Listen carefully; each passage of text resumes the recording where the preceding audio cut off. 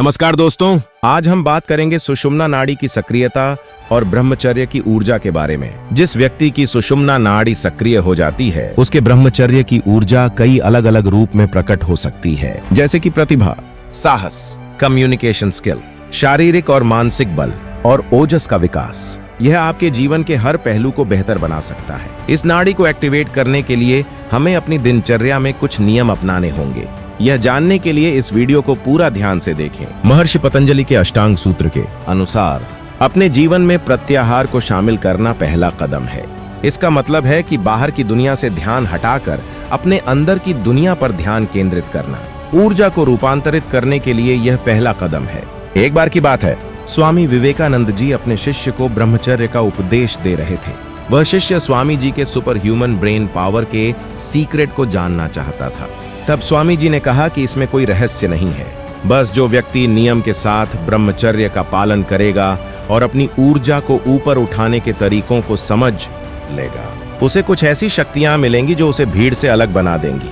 आप इसे ऐसे समझें कि जिस ऊर्जा को आप बचा रहे हैं, उसकी शक्ति कुछ वैसी ही है जैसे तेज पानी की धार हो। उसे सही तरीके से उपयोग करने के लिए एक बांध बनाना होगा। जब उचित मात्रा में पानी इकट्ठा हो जाता है, तो आप उसे अलग अलग दिशाओं में ले जा सकते हैं और उसका उपयोग कर सकते हैं। इसी तरह जब ब्रह्मचर्य की ऊर्जा को ऊपर उठाना हो, तो इसकी शुरुआत आपके मूलाधार चक्र से होती है। यह चक्र काम वासना और इंद्रियों को भोगने की इच्छा से प्रभावित रहता है। तो इस शरीर से ऊपर उठने के लिए दिमाग में नियंत्रण लाना होगा।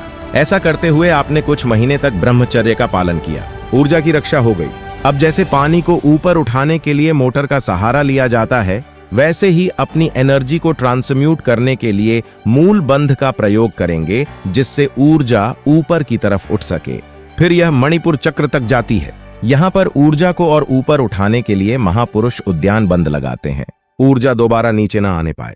इसके लिए जालंधर बंद लगा लिया जाता है और ऊर्जा दिमाग की ओर बढ़ने लगती है। जो हमारे मित्र और स्टूडेंट हैं, उन्हें शुरुआती दिनों में नाड़ी शोधन प्राणायाम का लगातार अभ्यास करते रहना चाहिए। शरीर की शुद्धि का प्रोसेस अनिवार्य है अगर आप अपनी ऊर्जा को रूपांतरित करना चाहते हैं। 100 दिनों के ब्रह्मचर्य चैलेंज का यह दूसरा दिन है। जो साधक शरीर से ऊपर उठना चाहते हैं, वे ब्रह्म मुहूर्त का अवश्य लाभ उठाएं। फ्रेश होकर शांत वातावरण में सिद्धासन लगाकर बैठें और अपने मलद्वार को ऊपर की ओर खींचें, जैसा कि अश्विनी मुद्रा में किया जाता है। शुरुआत में यह समझना मुश्किल हो सकता है कि मूल बंध कहाँ लगाना है, इसलिए अश्विनी मुद्रा का अभ्यास करें। धीरे धीरे आप समझ जाएंगे कि मूल बंध कहाँ लगाना है। ध्यान रखें, जब भी आप प्राणायाम और आसनों का अभ्यास करें, तो पूरे धैर्य के साथ करें। शुरुआत में बोरिंग लगेगा और दर्द भी होगा, लेकिन आपने महानता का सफर चुना है, तो आपको खुद को कन्विंस करना होगा। अगर आप डटे रहे, तो यह जरूर होगा। प्राणायाम द्वारा सांसों पर नियंत्रण करें।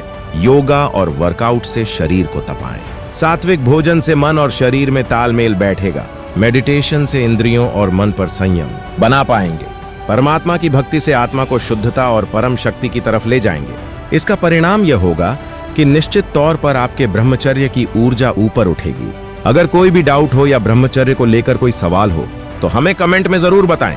और हाँ, एक महत्वपूर्ण ब्रह्मचर्य वीडियो का लिंक डिस्क्रिप्शन में है, उसे जरूर देखें। अगर आप हमारे चैनल पर नए हैं, तो लाइक और सब्सक्राइब करना ना भूलें। मिलते हैं अगली वीडियो में, तब तक के लिए धन्यवाद।